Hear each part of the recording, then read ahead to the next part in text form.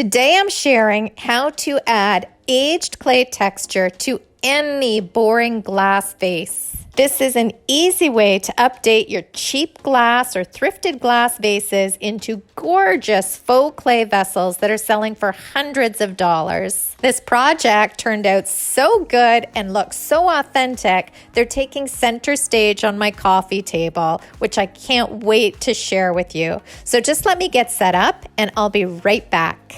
Let's start. Here's the fun part.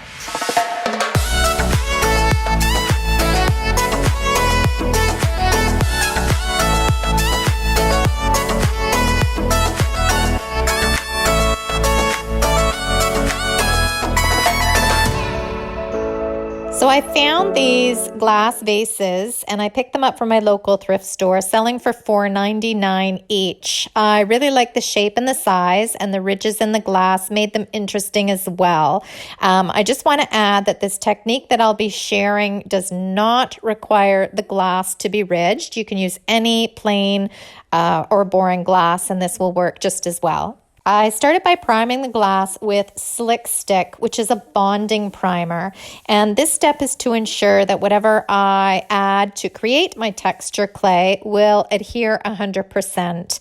And I have a full tutorial on how to use Slick Stick primer, and I'll add it in the cards above and also in the description, see more below. Once the Slick Stick had dried, for my base coat, I used Caviar Black. One coat was enough to give these vases a really good base to create a faux clay finish.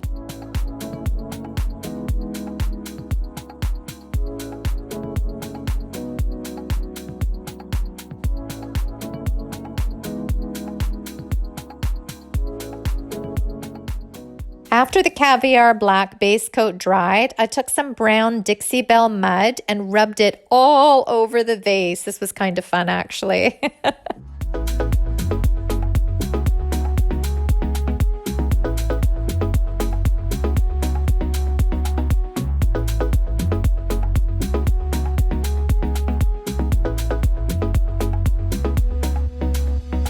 Once I had some mud texture on both vases, I waited a couple of hours for them to dry.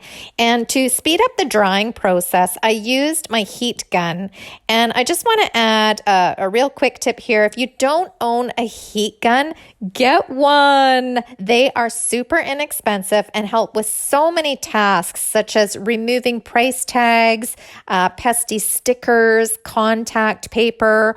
They help remove old veneer and old paint, not to mention dry time and so much more. So I promise you'll love it and you'll use it all the time. I don't know what I would do without my heat gun. So once the Dixie Belle mud was totally dried, here's what they looked like covered in the Dixie Belle mud. As you can see, it wasn't perfectly applied at all. There are places where you can see the black peeking through, but they're already starting to look like clay, right? Like, look at the texture on them. Now it's time to have some paint fun and get creative. I just wanted to say you need very little paint for this technique. So you can use a craft paint from the dollar store or whatever leftover paints you might have on hand. I poured a small amount of Caviar Black, Desert Tan, and Wheat onto a paper plate. Using my spray mister bottle, I sprayed my chip brush and dipped into the various colors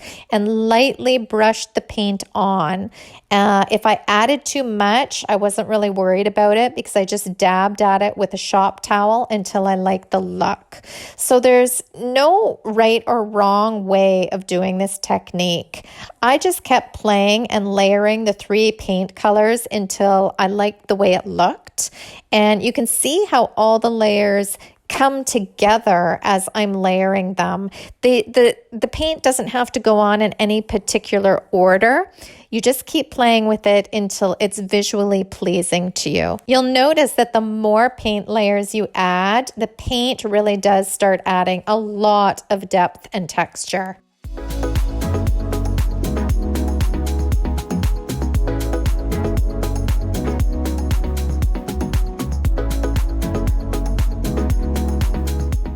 Once I was happy with my paint, and it really does look like textured pottery or clay, it really does. Because the Terra paint reactivates so easily with water, it was important to protect my work. So I put a top coat of this Terra seal on top. I applied 2 coats, and like most top coats, it goes on looking milky and dries hard and clear. And the great thing about this Terra seal is it is matte. So it's going to give a really faux stone or faux clay pottery finish. And that's all there is to it. It's a super simple project with really stunning results. So here's the before. And here's the after. I cannot wait to hear what you think. I am loving all this texture, and it looks so authentic to me. I love them so much. They're taking center stage on my coffee table right now. This DIY project was so inexpensive, and it was really, really fast and easy to do. So I hope it's inspired you to give a DIY aged clay vase a try, because it's a lot of fun. I hope you enjoyed today's makeover. If so, feel free to give it a like and be sure to subscribe. Also, be sure to follow me over at salvagedinspirations.com, where I have over 500 furniture painting tutorials teaching you how to make your furniture beautiful. I also put out a weekly email list with a ton of tips and tricks and the newest project, even before it hits here on YouTube. So feel free to subscribe over at salvagedinspirations.com. Until next week, thank you so very much for joining me. Have a fabulous week, and I'll see you again soon. Bye, guys.